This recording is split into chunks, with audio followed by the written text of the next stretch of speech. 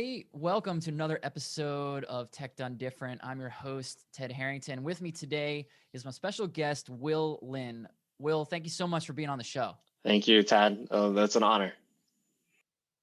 Totally, man. So, Will, you're awesome, which is why you're on the show. I'll let you introduce yourself a little bit, but to, I guess, give our listeners a little context of how we came to be chatting. You know, I was out to lunch with a very well-regarded CISO in the security community, and we were both just sharing ideas about sort of what's going on in the industry now and the future of the industry. And your name came up, I mean, almost immediately in that conversation. And you were the first follow-up item I had after that lunch was, this friend in common said, you have to meet Will. And so I called you up and I got on a video chat and it was like, we're instant buddies. And so here we are. So maybe you could, you're obviously a venture capitalist. You're really focused in the security space. So maybe you could do the audience just a brief introduction about kind of your viewpoint, your experience, and we'll dive in from there. Yeah, no, thank you, Ted. I'm really honored to even have that mutual friend to share that feedback about me. I appreciate that, Ted. I would say that I'm honored to be a venture capitalist. I think a lot of what we do is we're in the industry. We're meeting a lot of portfolio companies. We're meeting a lot of startups, talking about innovation every day. And as part of that, it just allows us to get really deep into understanding what's going on in the industry. A little bit of context on me. My name is Will Lin. I'm a partner at a firm called ForgePoint Capital. And, ForgePoint Capital started about 2016. Initial goal was to only do cybersecurity. And that's what we've been doing for the past 5 years. We got lucky as well. Initial team of 3. We didn't think we would, get too large of a firm, but we ended up more than tripling our team size. So we have about 14 people in our investment team today, which makes us by far the most active and largest investor in security startups.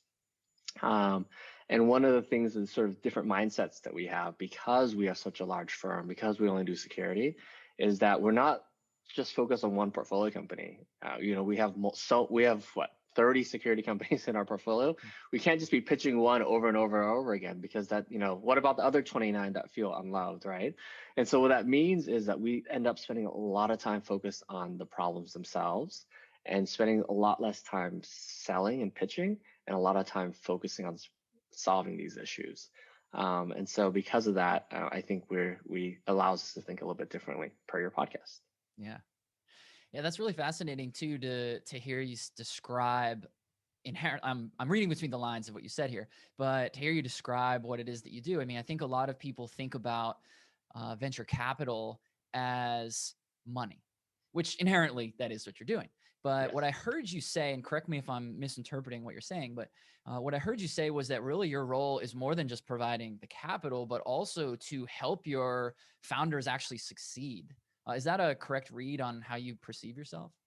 Yeah, completely right. I mean, I think when we dedicate towards only one sector, it allows us to do things a little bit differently. So meaning helping the founder succeed, it's more than just, asking them great questions in board meetings. It's also about talking to them on a weekly basis and helping them deal with not just, hey, finance is off, your metrics are off, you're not making enough revenue for, all that good stuff. But we're also talking about product. We're helping them shape the direction of the product. We're helping them build their team members. Like, okay, this is a key gap that you're missing in the industry, in your team. And because of this key gap, you're not able to talk to the industry or solve the industry's problems adequately well enough as well. And so because of that, knowledge and focus and context, we can be a bit more hands-on with our entrepreneurs. As well as, when you talk about money, in some ways, the way that we're thinking about it is less on, hey, this is a good investment, let's go make it. It's more on, hey, this is a good problem. And I think this is a good answer to that problem in terms of team, in terms of product, in terms of thesis, focus, and all that. And this is us putting our money where our mouth is because we truly believe in it that much. And we're willing to put our money as well as our time to help that solution end up becoming real within the ecosystem. Wow, man, I love that framing that this is a good problem. I'm gonna noodle on that for a long time. That one idea, because I think that's really powerful. So walk me through that. How do Yeah. you and you might not have an actual framework you've articulated, but Yeah. how do you determine what is a good problem that is worth solving? Yeah, and this is one where this is the same stuff that we advise our startups or to our CEOs, right? Like, hey, at the end of the day, customer is king, right? Like they're the ones that are solving the problems. They're the ones that have the budget. They're the ones that are tackling this on a day-to-day basis. And as a result of that, when you ask about what's a good problem, it all comes from the customers.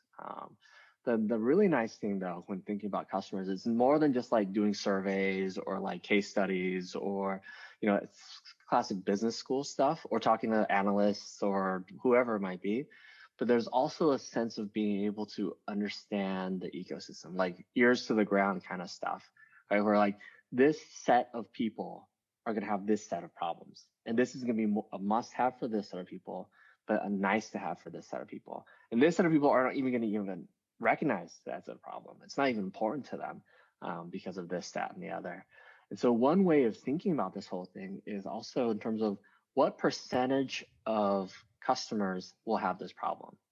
And I think most everyone assumes that you invest in a startup, assuming 100% of all CISOs or customers are going to have the same problem, and thus it's going to be successful. And what I'll say there is if even 60% of all customers have the same problem and they all standardize on you, that's when you become a public company like CrowdStrike. Like we can't even say that 60% of all CISOs out there are CrowdStrike customers. They're probably what, 20, 30%, probably maybe even lower. And yet CrowdStrike is a public company, right? And so just being able to tackle and reach a certain percentage of the whole market is the difference between a public company and not. And there are going to be some companies that people invest in and they think, oh, this is going to solve 50% of all CISOs have this problem, when in fact only 5% of them have this problem.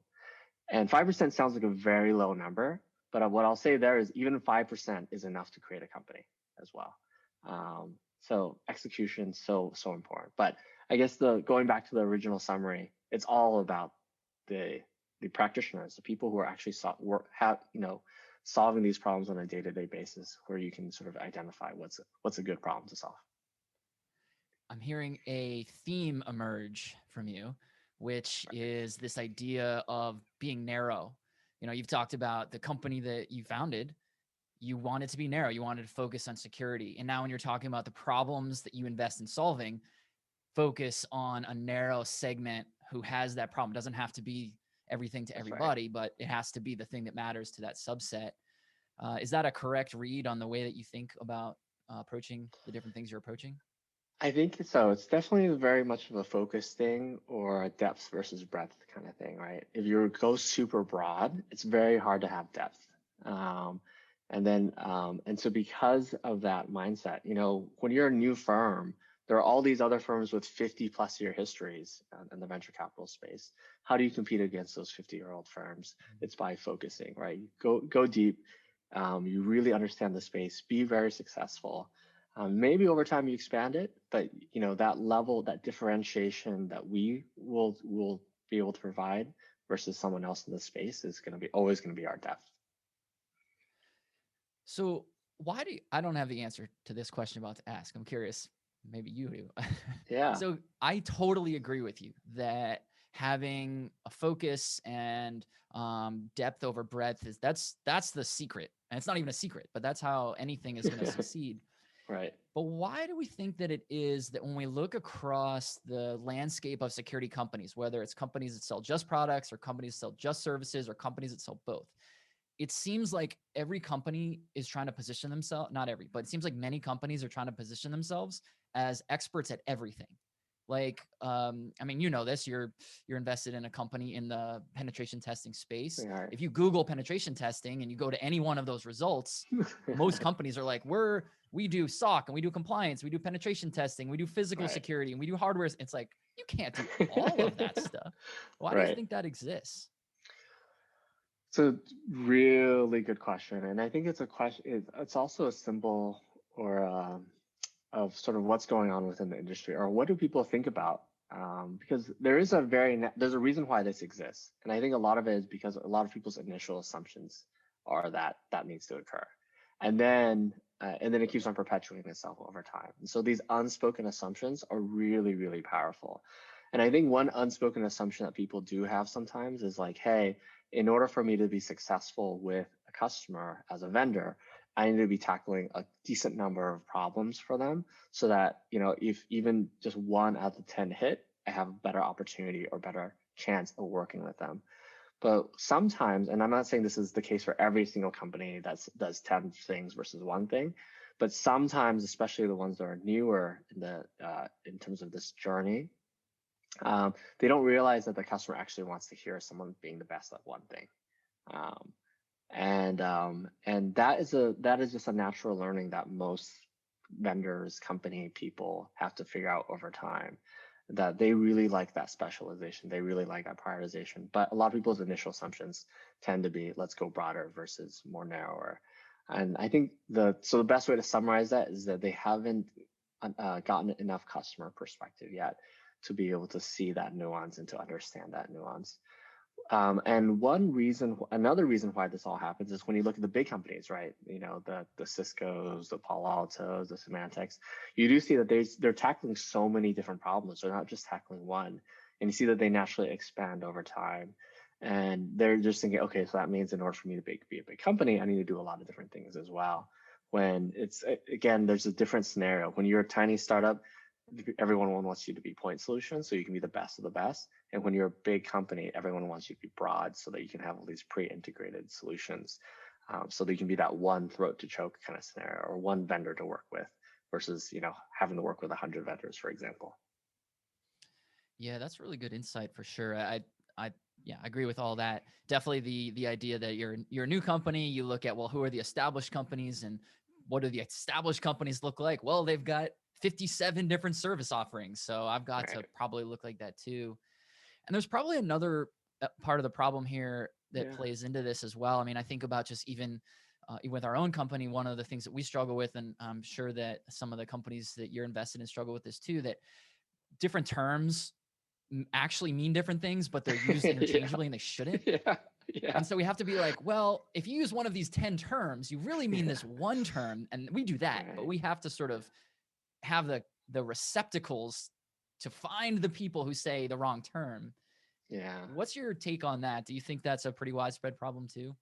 Yeah, definitely a huge, huge problem. And that's why so many websites start sounding the same over time, right? Because it's sort of like um, like giving up kind of scenario, right? Where it's like, I can't differentiate because these terms mean so many different things to everyone else. I'm just going to have to hit a certain bar and say a certain number of keywords and and so everyone who comes in, they might not really be a customer, but it'll be my responsibility to like talk to them more and figure out whether they're a good customer or not.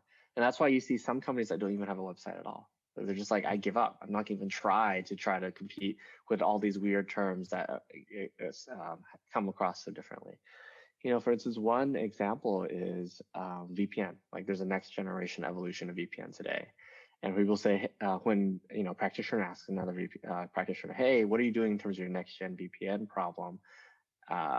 You could either be looking at the classic stuff like Pulse Secure and Palo Alto and all that, or you could be looking at something as much as like proxy for like developers to log into or to push their code through on a VPN side. And so it's and this goes back to the point I brought up before, right? Like when people invest in these problems and these vendors, you're not going to solve the problem for 100% or even 80% or even 50% of all customers out there. You're going to solve it for a much smaller percentage than people realize because everyone's thinking about the problem so differently. And so if I'm a VPN company, what I'm actually doing might only solve a problem for 10% of the customers out there.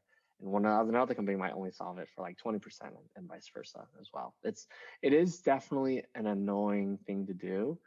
And luckily, as VCs, we spend so much time looking at websites, listening to pitches that we can, hear you can read in between the lines and figure out what they actually do. But we don't expect, it's unreasonable to expect every other CISO out there to be going to every conference and like listening to all these different pitches. We're spending 60% of our time listening to pitches, meeting new companies. what kind of practitioner can spend that much amount of time Right. just looking at new companies, right? So in that way, I do think we have an unfair advantage as well. Yeah, definitely. And the more of them you read and listen to, yeah, it probably starts It starts to getting a little bit obvious over time. Yeah, it's like, okay, I know you actually do this. You say this because you think this is what you need to say, but you actually do this. And this is a good problem, but for some reason, you're not willing to talk about this when instead of you're talking about this. And a lot of it is because they looked at their competitors' websites and like, oh, they're talking about this as well, so I should talk about this as well. Um, Yeah, that's it's such a hard problem, right? If you're such a building hard your own problem, website out, of course you're going to look at what the competition says, and then right? that starts to worm its way into your brain, Yeah, and all of a sudden now they start to sound similar rather than different, which is certainly not a good thing. exactly. Yeah. I ran into this similar struggle when I was as I was writing my book, and I was trying to decide on the title, and I got really good advice when I was going through that, which was, Yeah. this book, I wrote it really about securing software, but the principles, like the principles of security, they apply to pretty much every domain of security. Like, how do you think about defense in depth? How do you think about threat modeling? How do you think about Right. actually finding vulnerabilities and, resolving them? But the advice that I got along the way, which was really good, was to say, serve your primary audience first. And then your secondary audience, maybe they come, maybe they don't. But if you try to Yeah. serve both audiences at first, your primary audience doesn't know that it's for them. Yes. And it sounds like this is what you're saying too about websites. Like, speak to your primary audience and don't worry about the others at first. Yeah, yeah. I mean, I think that's the point, and it makes sense on your book, and also on a personal branding piece, right? I mean, I think one of the things, find the people who really resonate, who like you for you, and just spend a lot of time with them. Don't spend time trying to appease people who don't like you for you, or trying to change yourself, because it's just not a productive use of time. And I think people will always be surprised. The people who like you for you, there are plenty of people out there that for you to be happy and successful in however whatever shape it might be, as well. And that definitely comes out to startups, and that definitely comes back to the point around like, even if you hit 5% of all CISOs, that is a great company. That's a great problem to solve. Yes, you won't become a public company, but you are creating a company of value, and you are doing something useful and important to the ecosystem, with the ecosystem. Find people who like you for you. I mean, Yeah. Will, you're giving me like 15 bumper stickers that I have to go put on my car now as a result of our time. Yeah, no, it's really fun. I mean, I think one of the things that I kind of people I am, I'm a very like systems thinker. I really like believing that everything makes sense, that everything works together for a reason, right? Like, our economy is what it is for a reason. Our government, it is what it is for a reason. All of our sources of innovation are, it is a reason for a reason. And so what I like doing is trying to figure out all these different reasons why they are what they are, and why does the ecosystem exist? Why does venture capital even exist? Like, why do we do what they do? Like, when, is it just money? Is it more? Is it something else? Who knows what it is? But I think over time, because of that mindset, because of all like why, now I finally have a sense of like, okay, this is why, like, this is why this person exists. This is why, this is the value this person can do and should do for the ecosystem, and this is how they can do it as most efficiently as possible, and be satisfied and happy with both the value they're creating, as well as being satisfied and happy with themselves as well. And so um, it has turned, it's amazing how much this role has actually turned very philosophical for me. When I initially thought it was just be like, oh, I just invest in innovation, I invest in cool startups and cool ideas, and I'm going to change the world. But no, it's actually, I'm spending all this time thinking about how the world works and why things are the way they are instead. Yeah, that's rad. I mean, you're lucky that that's what you get to do all day, every day. And it's funny hearing you just describe that sort of mental process that you go through. And it struck me how it's like when we were little kids, that was the way we look at the world. We ask why and we ask how about everything. And then somewhere along Right. the way, we become adults and we stop doing that. Yeah. And it sounds like what I'm hearing you say is, I'm totally putting words in your mouth right now, but if we were to sort of rediscover that childlike wonder and curiosity, that's how we reveal these broader truths about what's happening around us. That's exactly what you clicked on the word exactly, curiosity. And when I think about these people who I've met who I'm just incredibly impressed by, I always manage to find some version of curiosity in them. I think that's so incredibly important, right? Because the world's always changing. Nothing's ever going to stay still, and no one's ever going to hand feed you like this is what you do next, this is what you do next, this is what you do next, right? So like if you stay very much in the tactical all the time, you're going to lose the why things happen, the things are the way they are, and then eventually you're going to run out of next things to do because you just don't know because there isn't someone there feeding that to you. But if you stay curious and you keep on asking that why, then the next step is it becomes very obvious. Like, okay, this exists because of this. So in order for me to do this, I need to do this. And then it just becomes obvious. The next steps just keep rolling on onto next each other. And so that's something I think is super important. And to anyone, including of course my role, but also entrepreneurs, practitioners, even anyone in the world, I think needs to do that, continue to do that. And it's hard. To your point, it's really really hard. Yeah, and there's a maybe even in addition to the difficulty, there's a almost a mental block as I'm just thinking about the people who I've been lucky to work with or who Yeah. work for me and things like that. And it seems to me that younger people earlier in their careers, there's a fork for sure. Some people are relentlessly asking those questions, and other people hesitate to. And I think it's because they feel like, well, maybe I should know the answer to this. Yes. And that's in fact not true. If we assume we know the answers, then we're not going to be learning. So, Right. how have you seen, or I guess what's the advice to people to get over that maybe fear of looking or feeling stupid because you don't know the answer to something, and why it's actually good to be asking these questions? Yeah, I think that it's a phenomenal question and something that I've been thinking about a lot as well, just because, of course, I'm working with a lot of really experienced, really thoughtful people in every shape or form and across whether it's my team, external, elsewhere. And I think there are a couple of different reasons why that is the way it is. But instead of digging into why it is the way it is, now the question was how do we get over it?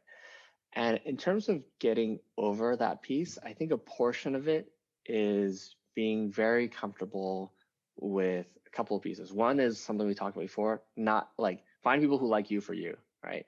If you need to pretend that you know everything in order to be successful, that means you care about some people who don't know who you really are. One thing.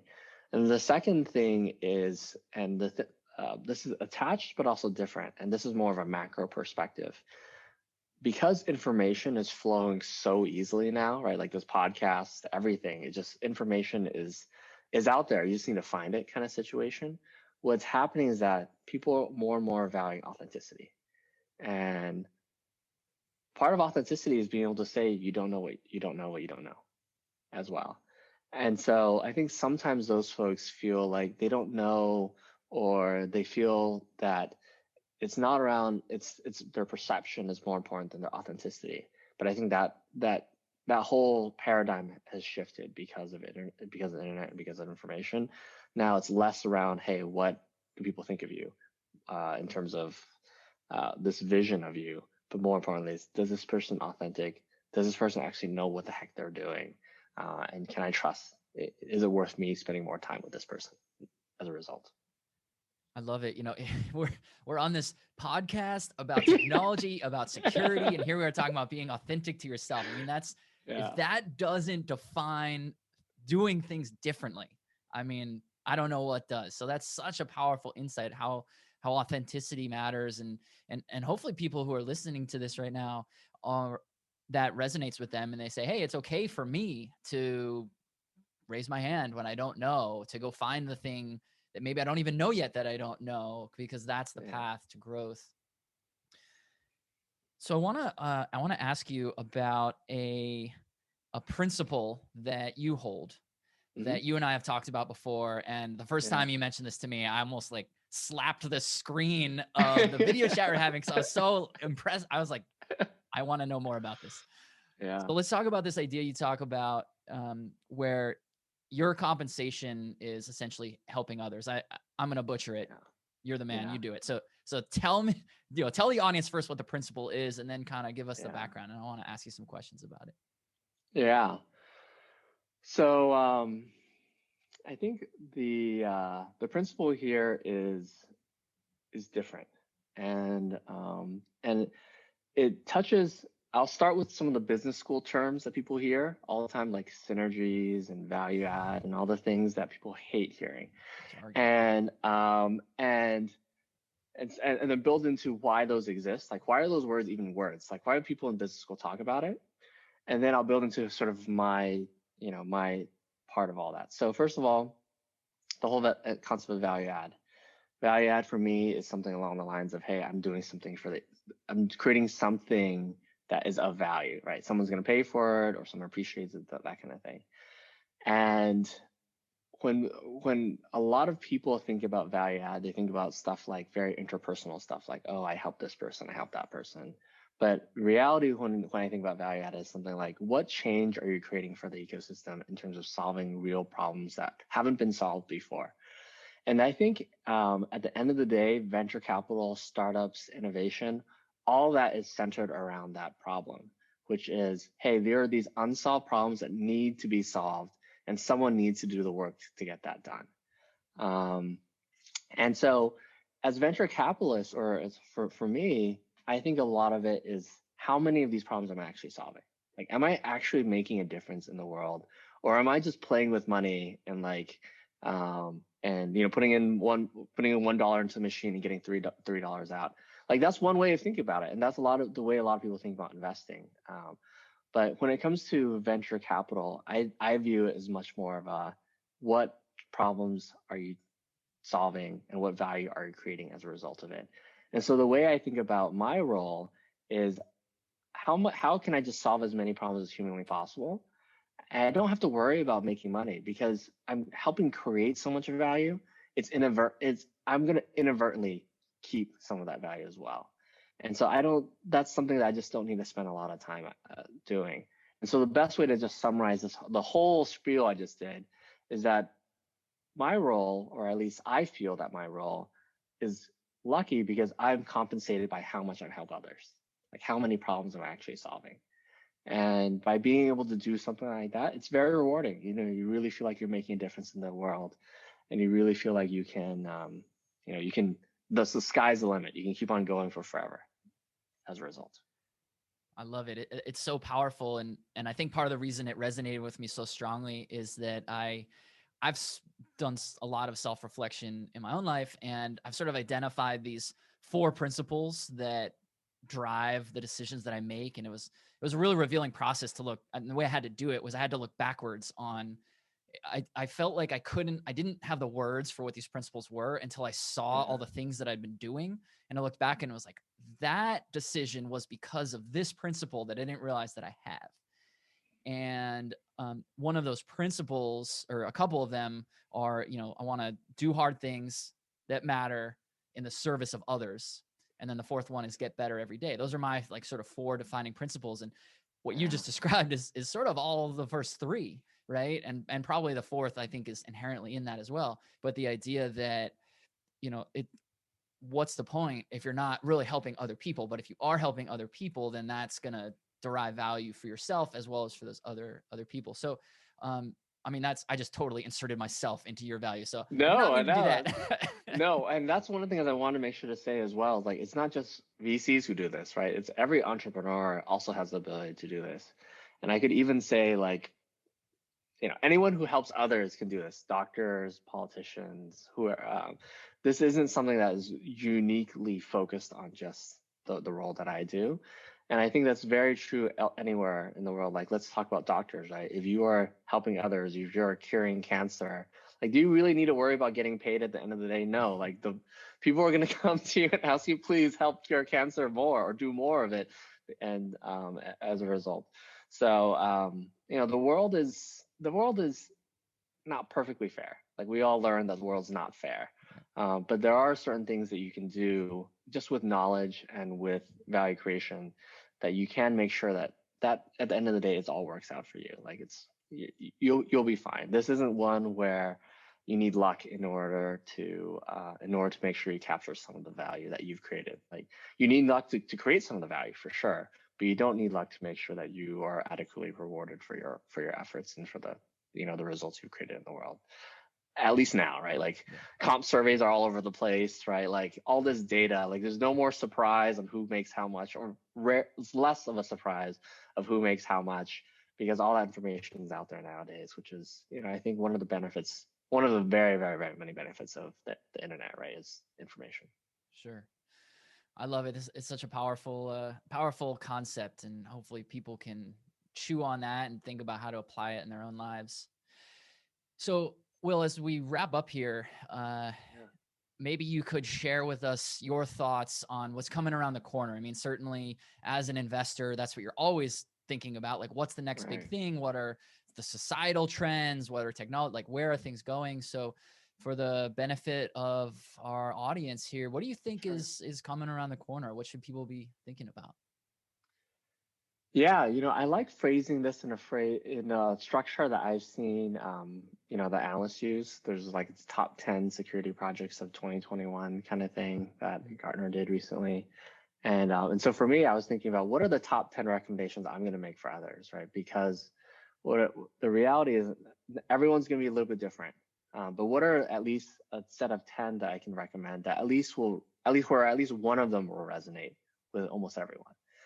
As a result. And so I do have a list of 10 ideas I could share if that would make sense, Ted. Would you? Let's do it. Let's go through them. All right. So list of 10. All right. And this is in order because I haven't tried to figure out what's most important and then the other thing is that you also have to think of these as mix and match as well. Like there could be one of these in another one. But I think of them primarily in terms of how we describe them. Like it's been my company and I'm describing a project to my team or to my boss or to the board, like what were the words I use? And so this is less technical and more focused on like what are categories of innovation or projects that might make sense. So 10. So and they're also not in orders yet either. I will decide to order eventually, but I'm not done yet. So first of all, and these are also decent what we brought. So first of all, I love talking about data security. I think that because of COVID, because of work from home, a lot of people are talking about data security. Talking about protecting data has been sort of one of the oldest things since, in terms of security as well. It's like, hey, the reason why I'm doing this network thing and this endpoint thing and this application thing is because I want to protect our data. So data is an important one.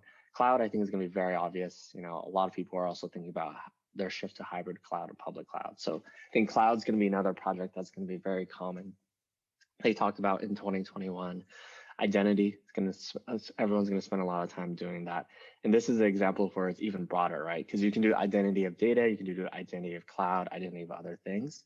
But I do think that there are going to be people who have a project specifically focused on, how do we improve our identity program?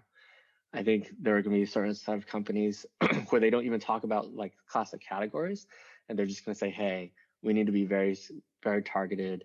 And it could be a data thing, it could be an endpoint thing, it could be a network thing, but we need to address work from home. How do we address that in 2021? How do we evolve that and push it forward? Because a lot of people have to do that super quickly. Vendor risk management going to also be a project I think a lot of people will spend time thinking about this year as well, because with vendors, you don't really have as much control over what they do with your data or your information or with the processes that you sort of let them help you with. And so I think that will be a common one.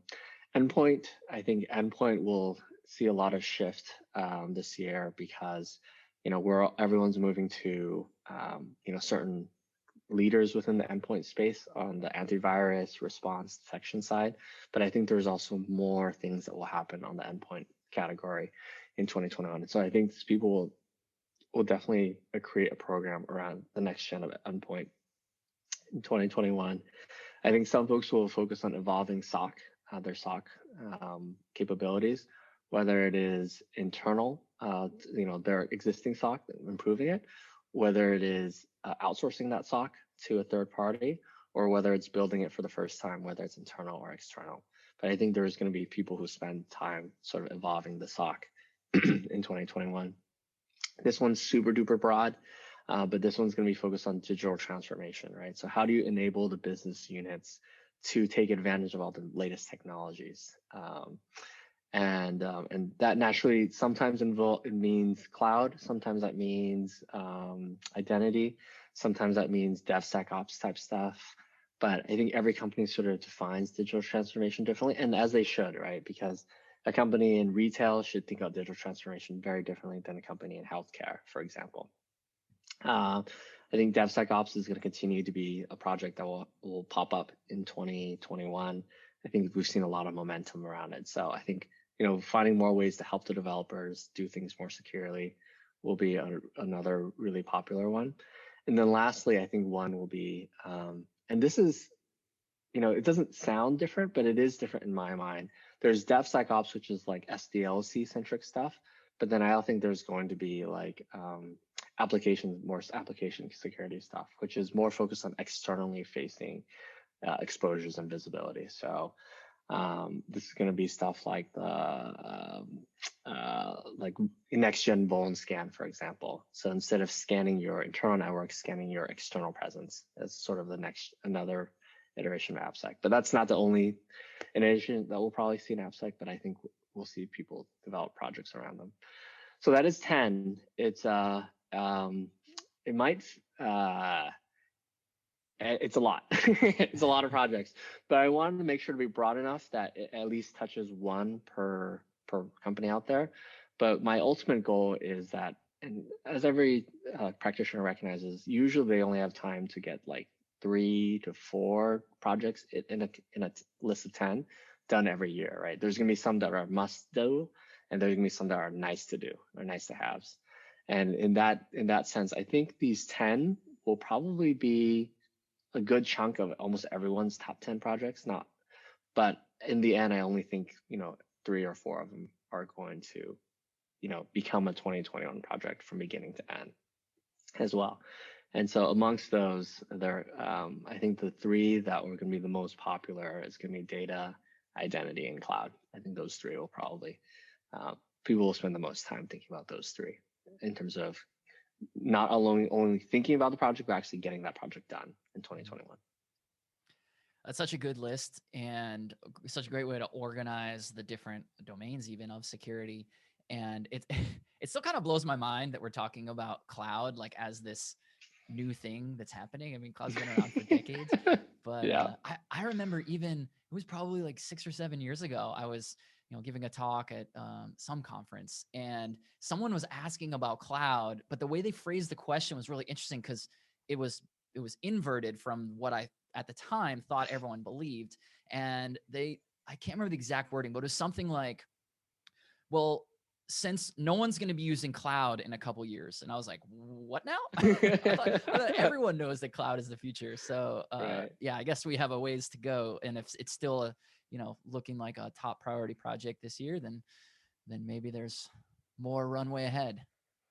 Yeah. No, it is crazy how there is still a lot of misconceptions around cloud security. Even though we have some companies who are like 100% cloud hosted, and then their entire security program is so mature that they're even like sharing open source stuff, right, with others. But I think what it is really a signal or symbol of how hard it is to move from one technology to the next. And that's a key difference between enterprise and consumer. In enterprise, like let's go to consumer first. In consumer, you don't like something, you turn it off, you uninstall it, you stop using it, it's done, right? Like they don't get any more of your data, they don't get every more money, it's done. When enterprise, everything's on a multi-year basis generally, right? Not only there's a contractual multi-year component, but there's also a multi-year component of just the momentum of moving off of something to something else. As well.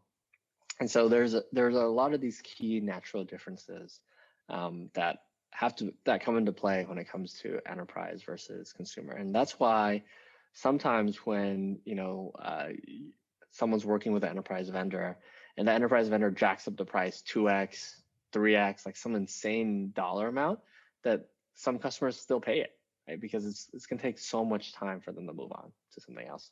Or, they sort of like, okay, it's actually worth 2 or 3x because I locked in a really low price before. But more often than not, it has to do with like, hey, this is something that's a part of my core process. I use it, I depend on it. I can justify keeping it for a little bit longer while I look for something else. And that little bit longer is usually measured in terms of years versus like a week in the consumer world. Right. Yeah, change is hard. I mean, that's the summary for sure for most companies. So, Will, thank you so much for all the insight today. I personally learned a lot from our conversation, and I hope that everyone listening did as well. So, thank you for being on the show. Thank you, Ted, for having me. It's a ton of fun. I love this conversation. Thanks for making it possible. Awesome, man. Awesome. And for everyone else listening, if you want to get more information about this particular episode or future episodes, or you want to be on the show yourself, go to tedharrington.com/podcast. And we'll catch you next time.